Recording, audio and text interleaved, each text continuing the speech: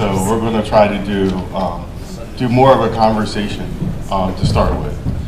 And I think this is a great segue into what Ryan and others were just talking about with IoT, and really to look at it from a practitioner's perspective of what's happening today in the real world. So I'm going to let the panelists introduce themselves, and then we're going to do more of a conversation, and I'll help lead some of that. But I do want to point Ahmad here, my partner in crime. He heads up security for us for Xfinity Home, which is really where IoT is festering the most throughout our Comcast network. And if you think about that business line and the impact it has in your home, and being able to make your home function not only from a security perspective, but managing your HVAC, managing your lights, et cetera, et cetera. It's a very interesting field. And there's lots and lots of things. So I do want you to give just a little bit of like the trips we've done out to California and what we're really seeing in the market today and what's going on. So with that, I'll turn it over to you. Well, thank you. See how close I have to get to make noise. Well, good morning, everyone. So thanks, Chuck. I'd say, one of the most interesting aspects of my job is that I'm responsible for sort of traditional security things like keeping our systems patched and hardening our servers and monitoring our firewalls. And then also the traditional product security aspects, like making sure we have solid secure development practices and things like that. But then it reaches into like cloud and vendor security and IoT security, because primarily we use a lot of these interesting like low power sensors and protocols like Zigbee, like they were discussing in the previous session. So it's really sort of a cross-cutting role, and to Chuck's point, we spend a lot of time with our business partners that are part of the Xfinity Home ecosystem. Some of the great partners we have are here with us today, and working with them. And I think that one of the key things about working in that industry is that we all have reputational risk.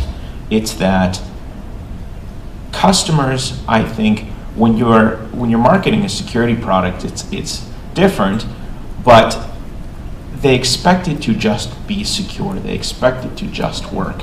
And so we work very hard behind the scenes to make sure that it just works, that they never have to bring the cybersecurity of this front of mind, and that if they do, we quickly have an answer and we've anticipated that and remediated and built in controls. So I'd say that's my introduction. Thanks. My name is Rob Keller. I'm the Vice President of Engineering with a company called the Chamberlain Group. The Chamberlain Group is an access control company, but we're most well known for garage door openers. So if you have a garage door opener, there's a good chance you have ours. I hope you're happy with it. Through the years, since we do access control, we have been connecting to products for some time through dial-up modems. That's where we started. But about 10 years ago, we started thinking about using the internet. 5 years ago, we started to commercialize that.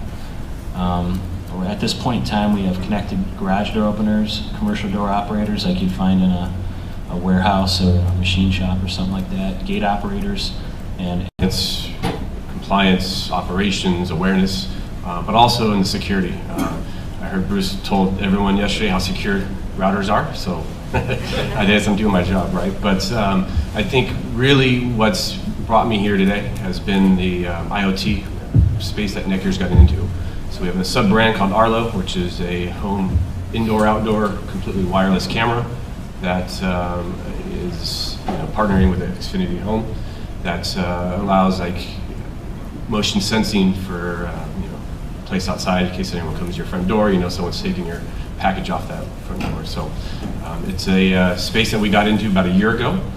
We announced it at CES, and it's been a pretty popular product for us. But it's also offered a lot of challenges. So there's a number of things we've done to make sure this product has been secure from the start and continuously testing that. So yeah, that's it. My name is Chris DeCenzo. I'm the Director of Security and Architecture at Icontrol. We make the glue that bridges together devices in the home like cameras and security systems and door locks and garage doors and lights through the home as well as through the cloud. And Our software basically is a gateway that implements a rules engine that allows these different devices, or allows the homeowner to control these different devices in ways that make sense to them. So you might have a motion detector that causes a light to go on, and then perhaps a video recording to be uploaded to the server and an email to be sent to the homeowner. So that's the Icontrol glue that's doing that. Today, our software is deployed in millions of homes by service providers like Comcast and ADT and Cox and Time Warner. And I guess that's it. Great. I'm going to go off script already. So earlier this year, Ahmad and I were basically in Silicon Valley. We're talking to a lot of the IoT vendors. It was very interesting because some companies would come in and they had, a really strong IT presence and team, and they spent a lot of time detailing, what their security plan and what was going on. Other companies brought a person that had worked there for 50 years and had just been given the responsibility for security for their new IoT device. And we're asking them questions and we had to describe what we were trying to get them to answer. So can you guys talk a little bit about security? And I'm not going to ask you if it's important, because we all know it is. But how is it changing your corporate culture? I know with Zigbee and some of the things that have happened at Black Hat have been announced. How is the security in the IoT world and being able to access what was traditionally locked down devices now through the internet changing and evolving your businesses?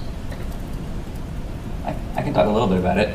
So Icontrol, at its heart, in most of our systems, is built around your home security system. And so for Icontrol, security is paramount, and it always has been. However, that's not an easy thing to do. It's actually, quite a lot of overhead on your development organization to be secure. It's something that requires training of all your developers to make sure they're familiar with the latest best practices. So it's training and it's retraining, constant retraining of them. It means doing audits on source code, code reviews, as well as scans on the source code. It requires doing audits on the running systems every year, every quarter, in order to make sure the systems are continuing to be secure. And I'd say probably one of the most expensive aspects of security is keeping up with the news. You guys probably all have watched over the last year or so just the way security has become headlines. Almost every week, almost every other week, there's some kind of a vulnerability being announced. And if you're in IoT and you have a secure device, not all devices have to be secure, by the way, but the ones that do, you need to keep on top of that news, and you need to make sure that you have people that are looking at all the different vulnerabilities coming out and thinking about whether you're impacted and then planning how they're going to respond to it. And that's a huge cost for a software company that's in the IoT space. Yeah, to build on that, if you have to stay on top of it, it creates an environment of continuous deployment. And that's not how a typical product development company works. You typically you design a product, you make drawings, you manufacture it, maybe you change the firmware a few times, but you have to stay on top of every breakthrough and everything that comes up. And it's a change. So what I've found is that having a security background, having that security background and sort of enterprise risk management really helps on the product side as well, and I think David will really speak to this too, is that the update speed from the news and security researchers is the clock rate on that is very high. You're always reading about a new vulnerability that's being discovered, a new thing you have to contend with. And so to have some idea from a business perspective of what the universe of failure modes that your product can encounter is and what the relative priority of those is, prioritizing the security of user data or certain key security features of your system, whereas some other thing may be obnoxious, but it might not compromise something that is significant, right? And so being able to quickly review these things, having the technical depth to bin them into a category that says we really need to address this right now, or this is annoying but we can wait until the next release, I think that really helps to stem the flow of the interrupt cycle. It's just constantly hitting you. Right. What we've always seen traditionally is new features, new products. Let's get them out, and there's another product to sell. It's important to do that, obviously, to move the business forward, and it's a huge resource strain to constantly go back and fix those other products, right? So it's a very big burden on the engineering response when you find these things. So to your point, as far as having a risk management, you have to prioritize. You have to understand what the critical vulnerabilities are and be able to take that to the business and say, these are the impacts you're going to have. This is the magnitude of the impact. This is the probability of those. And let's address those in a way that makes sense in a timely manner, right? Because you have to definitely push things forward as you find them. But it's really about identifying those and making the business understand this is the impact we'll have based off of this vulnerability, and giving them, the real exposure that you have, or your loss of exposure. So it's definitely critical to help align the correct resources to that, not just saying we have all these 10, let's just go do all 10. We want to, everybody wants to, but it's expensive to constantly be doing that in everyday mode of saying all 10 have to be done today, right? So you have to do prioritization, and that goes back to your risk management. So I think it's worth also adding that besides the development cost of security and the hardware cost of security, there's also a tremendous operational cost. When you have gone and patched the software, when you're talking to an IoT device, actually ensuring that all those IoT devices get upgraded is a challenge in and of itself, because those devices are not always connected. Homeowners who have these systems in their home, they'll unplug a camera and leave it unplugged for a week or a month or a year. And you want to make sure when that device comes back online, that now insecure device comes back online, that you can make it secure. And so not only are you pushing out your patches, when you have them, but you need to make sure that the design of your patch is one that doesn't prevent those insecure devices from becoming secure. You don't want to lock them out, but you also don't want to compromise the security of the devices that have already been patched. And one other comment to make there. When you're talking about IoT security, you can't always upgrade a device just anytime either, because these devices are being used, and often when you push new firmware to a device, that requires it to reboot or restart a process, and so there's going to be an interruption in what it does. And so, is this a security system? Do we really want to restart it while it's armed? If it's a camera, do I really want to interrupt it while somebody's watching video? If it's lighting that's part of some kind of a safety system, do I really want to interrupt that at night when it's probably on? So there's lots of different considerations and complexities. I guess that's the theme of today, is that having security in IoT is complex, and it's complex development-wise, and it's complex operationally. So if we looked at it a little bit from the consumer perspective, and I'll give you a great example. So I have 2 small kids.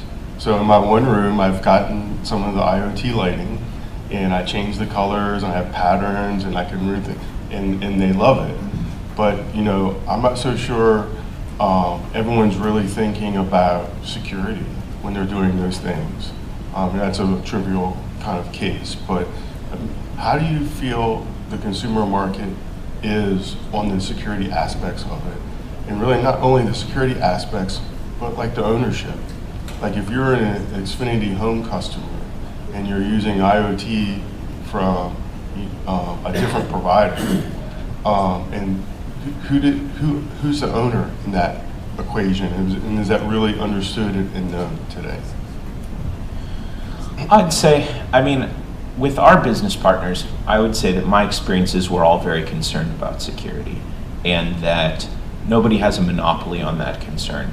So as we enter into business contracts with our partners, I know that, for the ones that we have completed thus far, there's always been pretty much an equal level of concern on both sides about, well, if this device does something that we didn't expect it to, how will it affect our ecosystem? How will it affect our reputation? Because I think once you're interacting with Xfinity Home, you have the chance to say, well, my device didn't do what I expected to, my Xfinity Home wasn't functioning correctly.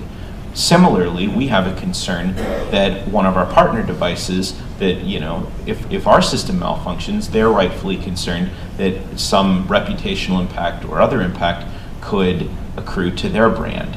And then also there's the attendant liability concerns, operational security about what trusts and APIs are exposed. And so there's a lot of various levels of consideration there. But I'd say when dealing with our business partners, I found that the concern level is very high on both sides, and that, both from a legal standpoint and a technical standpoint, we're really, seeking to, provide the best functionality, but also to insulate each other at sort of an arm's length to make sure that if something does happen, that we're both able to sever the connection or sever the trust or limit the extent of something quickly and in response to something.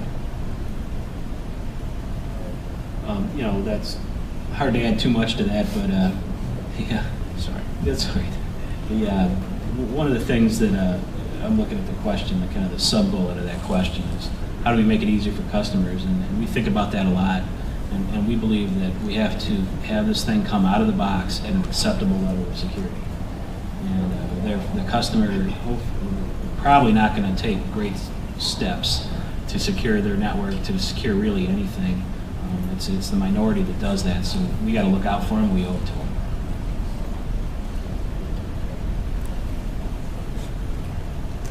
Security is one of those things, once you've lost it, you have a sense of energy to get it back, and you want to expect it's already there, right? So I think that's the two fronts that we try to approach, right? So we do all the pre-release type of testing and make sure that out of the box it's there. We also, by default, turn on auto updates of our firmware. So it's automatically grabbing that latest version. The user doesn't have to think about it, right? But it's one of those things, if you lose the trust of the user and you have a security product you're selling and it's not secure, well, you've lost that confidence of your customer, right? So it is definitely something that's pretty important to us, as it is to everyone up here. But those are the things that you have to start thinking about as an organization. What is the way to make the consumer not have to question that trust model, right? And so that's something that obviously we're trying to really enforce and put in place with our cameras, and we're starting to do that with our other products as well. But that's definitely where you're going with it from the consumer side. Is, if you don't feel secure, you're going to go get a secure product, and if that product lets you down, you're going to go find another one. If you think of like my light example that I had, I literally took the light bulbs out, I screwed them in, I synced it with my iPhone, and that's it. I never even really thought about security, even as a security practitioner. So, like, what do you think is the next level in this? You think it's a level where we're going to get some type of a regulation or a mark that we're going to say, to use IoT devices, you have to have this certification? Or you say that you weren't really thinking about security when you put the light in. However, I think people do think about security, but they might think about it a few steps before they get to screwing in the light bulb. You were doing this on your Xfinity home security system, which is a monitored home security system. What we see in the Internet of Things right now, the most, probably the most profitable, the best business models out there for IoT security are built on home security. And people are willing to pay a lot of money for home security, and they do. And when they buy a home security system, there's expectations of that system being safe. They're buying it because they want that peace of mind, that their property and their loved ones are safe and are protected. Now, they might go and add some light bulbs onto that system, and they're starting with the assumption the system is secure. However, I think there's probably a range that they, in their own minds for the different devices and how secure those are expected to be. Their cameras are supposed to be secure. Their garage doors and their locks are supposed to be secure. I think when you get into things like lights, you just have to consider what is really the risk of it not being secure. Is somebody going to come and turn my lights on when I'm not there? Is that really something that I'm too upset about? And I think you have to think about the sort of what the attack vector is and what the risk is of something being truly secure. And so that to address your light bulb question. Okay.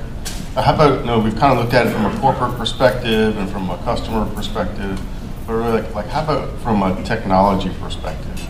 And you know, one thing that I've seen is, wow, almost every vendor has their own mechanism and way they want to authenticate, and it's still kind of all out there. Talk to me about how you feel it's being integrated into your technology processes for your companies, and what is your vision, or what do you think Utopia will be for connecting all of these different IoT things?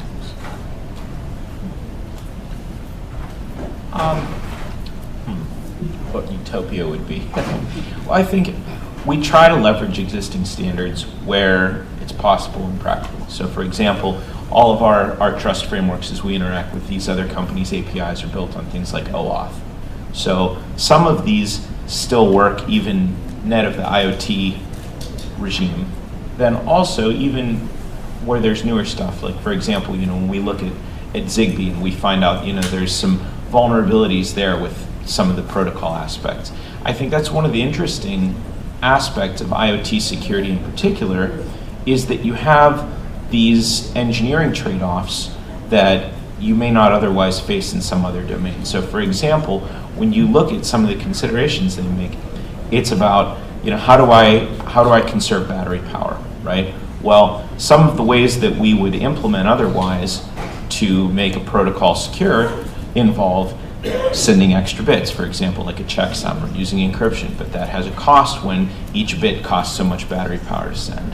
Or, for example, to have a chattier protocol that, again, it has a cost for each network transmission. And when you look at home security, for example, or an example of a smoke detector where something has a useful battery life and you're targeting 5 or 10 years, then every one of those extra bits you're transmitting has a cost. Every additional heartbeat has a cost. And so that's one of the most interesting aspects of IoT security to me, is how we answer these questions about engineering for low power and avoiding radio waves going outside one person's home and interfering with another person's system, but also providing that level of security that people sort of transparently expect to just be there. When you look at an IoT system, from my perspective, you're really putting together a lot of pieces of existing technology. And each piece of that existing technology probably comes with a industry standard, decent level of security, and you need to implement that. And you need to make sure you don't leave holes on the interfaces. Your interfaces have to be well defined. We have invented very little of the security. We're relying on you guys, the academics in this room, and the security professionals to help us, and that's how we're looking at it. The other thing I'd add is that in something like this, the temptation to make it as cheap as possible is there. And you gotta, when you're designing something like this, you have to leave enough computing power in it to do real security, to your point. And thankfully, Moore's Law is alive and active, and every week I hear about a new semiconductor that's twice the power and half the cost, maybe not half the cost, but for anybody that's going into business, I'd highly recommend it. Make sure you put enough future proofing in it. I think there's a balance as far as the features you put in and how minimal you make the design, and how you put open interfaces and lock them down so there's only the minimal amount of use that you need to get out of those features, right? So on the hardware, you have no publicly available interfaces, right? In your cloud interaction, you're only using one protocol to maybe do access to your web APIs, right? So you're really looking at trying to make your features work in a minimal set, so you're not opening up a number of different things that don't be needed, that can be exposed, that can be used as a vector to get in, right? So you're really trying to reduce your attack vector. So I think for us, that's what we, as IoT vendors, are trying to do, is not just put out all the features and make it so we have millions of ways to get in.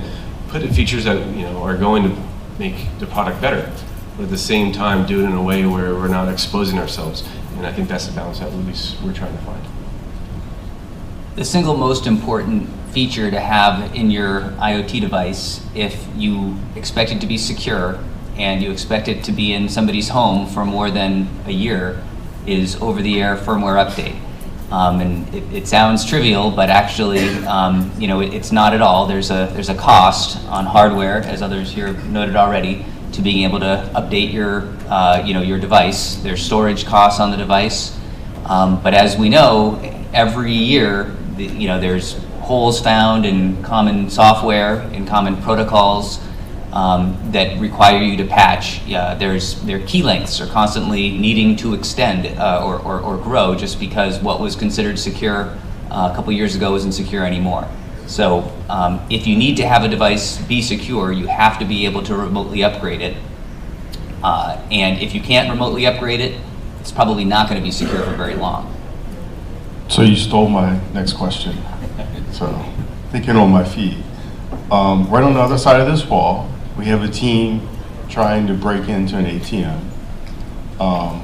The company that did that purchased an ATM and was able to break into it and drop all the money out of the cash dispenser in less than 2 hours. So tell me, what are you hearing from your clients? Like when they call you and say, I'm worried about security, what are some of those conversations? What are you telling your customers to help ease their minds? What's the day in the life? So I think it's important that people understand that there is no such thing as a perfectly secure product. I think we know that in the audience here, security practitioners, but I think that the general consumer probably does not. And that what I try to explain to them, is to be very straightforward and honest and say, the industry best thinking that we all employ as responsible practitioners is to make it very hard to achieve the outcomes that we don't want to happen. And that we do that by employing layered controls. And so I try to explain that. In fact, I'm working with our marketing team right now to kind of make it a less technical explanation so it's more easily digestible. But it's exactly that, is, all the way from, the hardware that's provided to us by our partners at Icontrol that we work very closely with, all the way to our software, our back-end servers with our network defenses, the IoT devices themselves. Every aspect of our ecosystem, we're continually scanning, we're penetration testing, we're hardening, we're watching what threat intelligence is telling us, and we're watching where the news in the industry, we're attending Black Hat, and we're trying to stay in touch with the community. And then the other piece of that is just reacting and building a relationship with the researchers as best as we can to take in what they tell us and to do an honest job of remediating it. I think a lot of the researchers we deal with, they're not black hats, and if they are given the opportunity to practice responsible disclosure, then I think most of them want to do that. And so that's really, I think, what we would agree is the state of the art, and if someone has a better idea, I'm all ears, and other than that, I think we're pushing on all those fronts. Yeah, what I'd like to tell our customers is that we're constantly vigilant. We employ industry best practices, and when we find out about those best practices needing to be updated, we take care of it. The other thing I'd say, though, for our product in particular, and probably for home security products, if you have a connected garage door and you have an app on your phone that is always with you, and you've set alerts to tell you when your door opens and closes, and to tell you when your door has stayed open longer than you would expect, you are much more secure than you were before you had that product. Well, I think it's important to listen first to the customers to gain valuable information as far as how our product could be more secure. We try to engage. There's some private engagements we do with, say, the security research community to kind of get ahead of some things that we probably didn't see pre-release, right? And so we definitely like to take input in. We work with security researchers to do responsible disclosures quite often on other products. But I think it's important to definitely listen to what your customers are telling us, as well as reassuring them that we are taking every step we can around these products, and these are the things that we do, right? So the privacy of, say, for example, the videos are very important to us. How we secure those, who can access that, who's being able to, view those besides the user, right? And so those are things that we have definitely tried to get in front of and take the right steps to make sure that that is, peace of mind for the users, right? They understand that that's what we've done. So. I think the other big risk you have with a connected home is that you want to have as many devices in that ecosystem as you can, but also you have to recognize that you may only be as protected as that weakest system if it has a certain level of access. And so as a result, you really need to be able to layer your access control within your system, and you need to make sure that the devices that you're certifying with and bringing into the ecosystem are adhering to the same kinds of security standards that you expect and that you're imposing upon yourself. And one of the things that you can do is to facilitate security audits of those products. You can require certain levels of security training of the individuals who work on those other products. You can also provide services to those companies. We've said before that if you're going to talk through the cloud to a Comcast connected home system or an Icontrol system, you need to implement OAuth, and you need to follow the same best practices around the treatment of personally identifiable information. But both Comcast and Icontrol provide services to these companies that allow them to sort of jumpstart that implementation. Icontrol will host for you, a system that does the OAuth for you. They'll go and they have programs for for auditing those devices and and basically helping those other cloud connected devices to be secure. And I think that's really where a lot of our risk is as we expand the system out and we bring more and more devices into it, ensuring that we're not compromising the core security. If I could come back to something quickly that Rob said, and that also sort of harkens back to what Ryan's panel was saying earlier, I think there's a key message in there about customers having a role in the security of their own ecosystem at home.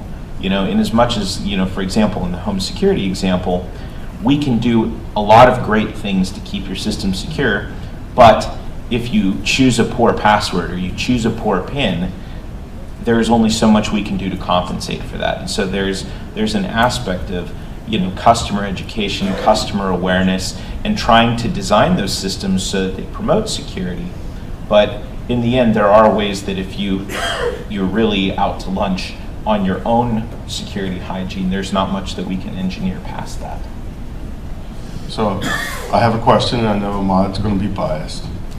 But today we can go to a product like Xfinity Home and have it manage our IoT devices. Our consumer can go and individually try to manage multiple IoT devices. I've played around, which I'm sure a lot of people have, with different scenarios with that. Where do you think we're going as an industry?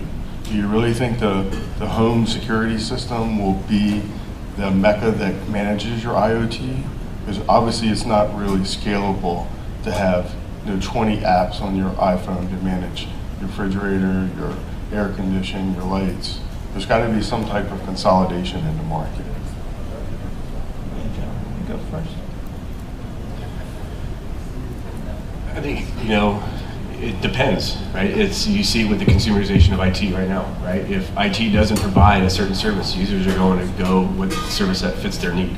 So if a service like Xfinity is going to provide everything that they need, then they won't look for all alternatives. And if Xfinity doesn't keep the pace up with adding new IT vendors or being on the edge of that, then they definitely won't be the choice or the only choice, right? So I think, to me, that's the parallels that I would see, is you have to keep working to making sure that you're providing the right choice and options for consumers. And if you do that, I do think that that will be the choice, because we want simple, right? Security wins if it's simple, if it's something you don't think about. And if you can find that balance, then you win. And if you lose that edge, then they're going to find something else. I think the advantage is definitely with the consolidated products, because obviously for the not having multiple apps on your phone that you have to log into in order to control the devices, and being able to easily bridge them with a rules engine. But the other big advantage that the traditional home security companies and the service providers like Comcast have is that they send out an installer to your house, and those guys can make sure everything is set up and working correctly. And that's not a small feat. I mean, often there's a lot of really cool IoT products out there, but sometimes they're hard to get configured correctly, or they're hard for the end consumer to understand how complicated the mesh network protocol is, and in order to make sure that they can reach the light switch in that far corner of the house. So I think the advantage is going to be to the Comcasts, but that doesn't mean that other players won't emerge from Apple or Google or some upstart we don't know. Okay. So if you haven't noticed, we've had a lot of students come in and wipe out almost all of our desserts already. I think if their parents knew they had dessert before they had their meal, they would be in trouble. But I do want to ask, since we are in an academia environment in a university, and we have a lot of advisors here, and we have a lot of inspiring students here, what really would be your advice to them? Because I know there's a shortage in our field. This is an up-and-coming field. If you would tell them this is what you should focus on if you're interested in IoT, what would you say? So I'd say, my advice for the IoT field probably goes for computer science or any related discipline as well. And that is that the best performers that I've had the chance to work with in their undergraduate or maybe, in their master's degree, they have a deep technical focus to start off with, but it doesn't come at the cost of a broader skill set. Most of the folks that I know that are really just delightful to work with, who are really on a great career trajectory, have solid presentation skills, their logic and reasoning is great, their ability to communicate with other people, to distill points down, to write well. There's a lot more to it than just being a great technician. And while I think it's very important to have that technical understanding, I think that the best people that I've worked with have the ability to translate between that deep technical aspect and making sense of it to an audience that maybe only understands it at a surface level. Well said. I'd say two things. There's somebody famous said, if you do something you love, you'll never work a day in your life. So, I suspect most of the students next door to us probably pretty interested and probably love the security and what they're doing. But if you're in it for just the money, you're probably not going to be too successful. The second thing I want to add is that I think a broad technical knowledge in addition to presentation skills is important, especially for Internet of Things. You've heard the phrase full stack engineer, and that usually refers to the software stack for web technologies, but you got to go one step further with connected devices. There's firmware, there's microcontrollers, which are way different than microprocessors, not way different, but they are different. There's JTAG ports and serial ports and all kinds of things on these products, and a working knowledge of those is important. To add on, obviously the passion has already been talked about. I would think the only advice that I got and I would pass on was learn how things work. It's easy to find ways to break things, but you can really be good at breaking things if you know how things work. And I think that goes along to, just constantly learning, trying to find, new things to keep you up to date because technology is always changing. But really trying to understand how things work is, I think, an important skill. Obviously the presentation and how to talk with other people, that component is really important as you kind of advance. But really understanding how things work is going to continuously drive you and make you better. That's what the guys have to do. So, I guess throughout my career, security experts have been in high demand. I think it's a field that not a lot of people go into. Obviously, everybody here does. However, there's a lot of, I think obstacles to being successful, and some of it is just the seeming complexity of so much of the subject matter, or feeling that that you don't understand it all. But I would encourage anyone who's a student now looking at a career path to seriously consider, if it's an area that you're interested in, seriously consider going into security and specifically in the private sector. There's a lot of different companies that we employ to try to break into our system, and I've always thought that those must be the most fun jobs you can have, because you just by doing it, it's fun to break into the systems. you're being paid to break into the systems.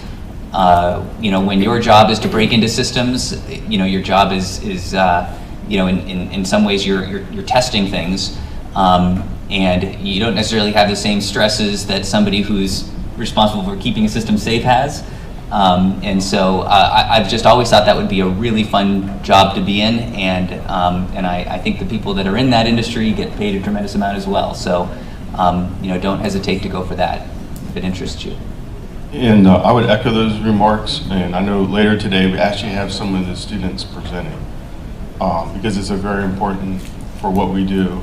And there's been a lot of discussions in the Wall Street Journal and this week about being able to speak in business terms from the board level all the way down. And I can tell you with some of the best technologists I've ever worked with, and said, I'd like to give me an update, give me a couple slides. 2 weeks later, they came back with 45 slides. I'm afraid to ask how many hours they burnt trying to put that together.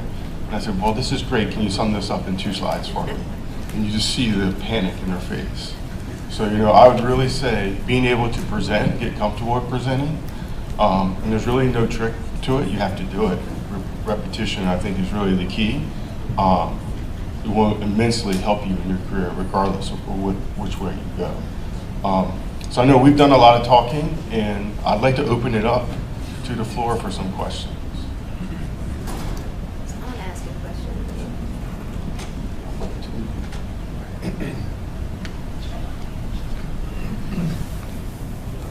I think I want to link the conversation we just had about, obviously, Xfinity Home and the partners at the table and the previous IoT challenges and the panel discussion, and really bring back the customer to the center of the conversation and think about how do we make the subscribers, the customers, and we're among them too, right? Walk the IoT journey with us with the right knowledge. And I'm just going to put some food for thoughts and would love to kind of get your reaction, because something you said about the trust, they should trust us that we've got their back. But what if I am an educated customer or I'm a novice customer? Can we create some sort of an interaction to say, trust me, but let me tell you why you should trust me? Or give me a choice and say, trust me and don't worry about it, trust me, walk me through how I should trust you. Do you think we could change the paradigm to actually educate the customers during these complex challenges of IoT and the ever evolving, whether we're going to reach that utopia, or obviously we're walking down the path of the consolidation of a smart home where everything is talking together? I'd just love to kind of hear your thought about how we're going to manage both the educated consumer versus the novice consumer. Okay, well, I guess I'll start off. I would say, the number of educated consumers who are really interested in the deep details that I've run into is relatively few, but that I've been lucky to be able to engage with them in a meaningful way. And I've heard, from them in various contexts, whether it's, by reading forums on the internet or blogs or attending talks at like Black Hat. But when I come across, whether most of them are security researchers who also happen to be our customers. And when I run into those folks, I think, I'm very open and honest with them about, where we're at and some of our initiatives. I like to engage them and say, if there's something that you're seeing, some trend or some vulnerability, I'd love to hear about it. I'd love to discuss it with you. I'm not going to pretend that we're perfect, but sort of that spirit of relentless improvement, and just let's be honest with each other, and if you can suggest some improvements or things, I'm happy to hear them.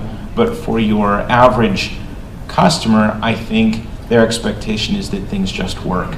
And so that's one of, when I took this role, I've been with Comcast about 6 months now, and the first thing I did was deploy Xfinity Home to everything in my house. I eagerly consume all of our services. And the reason why is because I want to be at the very front of living that experience. And if there's something that I don't like about it, that there's some feature or function or security aspect that's not meeting my expectation for what I'd put in my home, then that's exactly what I'm going to zero in on and drive to make better. so that the customer experience, that I am the customer experience, and that I'm advocating on their behalf, so that even if they're not technical or they don't have an interest in it, that they can rest knowing that we're pushing on it. We've employed social media, which was kind of new to us. And it's really nice to have a direct conduit to our customers. And we have a young man who all day sits in front of a computer and tries to interact with our customers that have something to say. And it's been a really meaningful dialogue. The other thing that we've learned is that you have a lot of customer engagement while they're setting up your product. And during that time, you can recommend things you've learned from those customers for them to do. Like when you walk through the app, hey, now you have to do this, and we recommend a password this long, which is basic stuff, right? But there's a lot of little things you can do like that. It becomes a marketing communications challenge.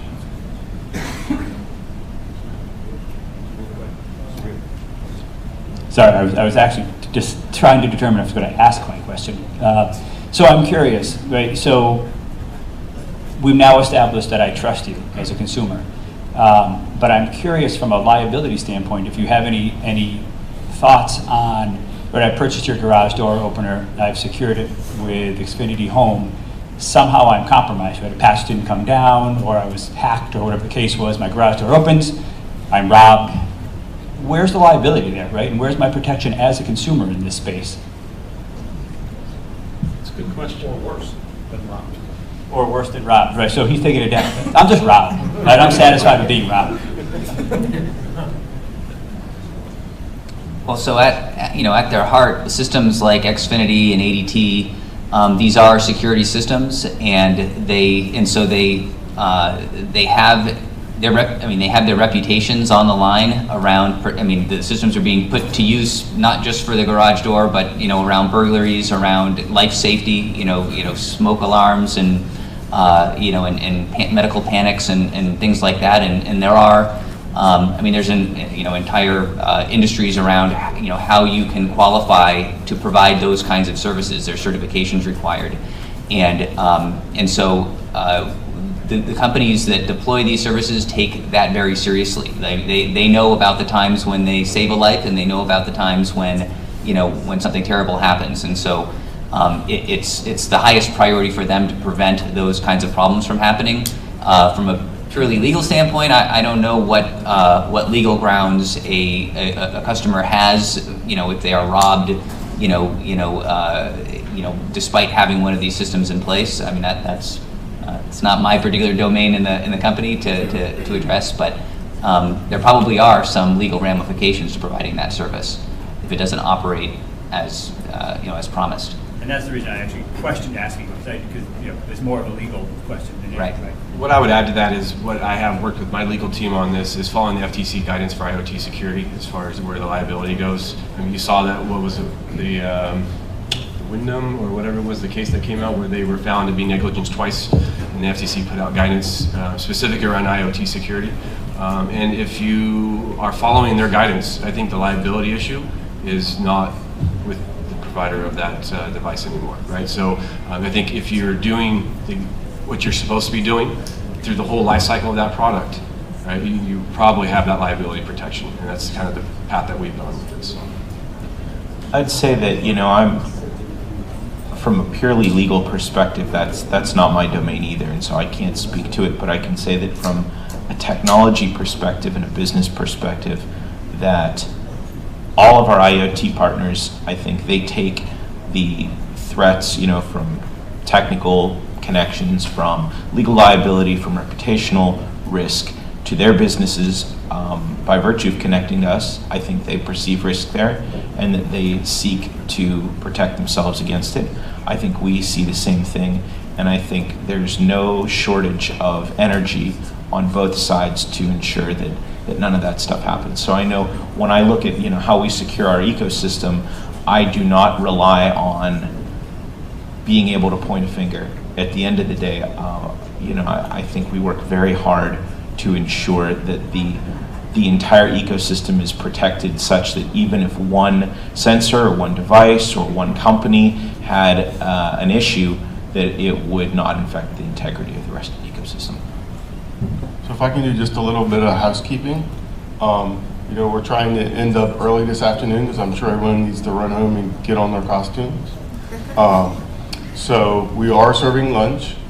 It's next door, you can get it and come back. And then we're going to have the next session start here in about 15 minutes. So, you know, I want to thank the panel. I think it was an awesome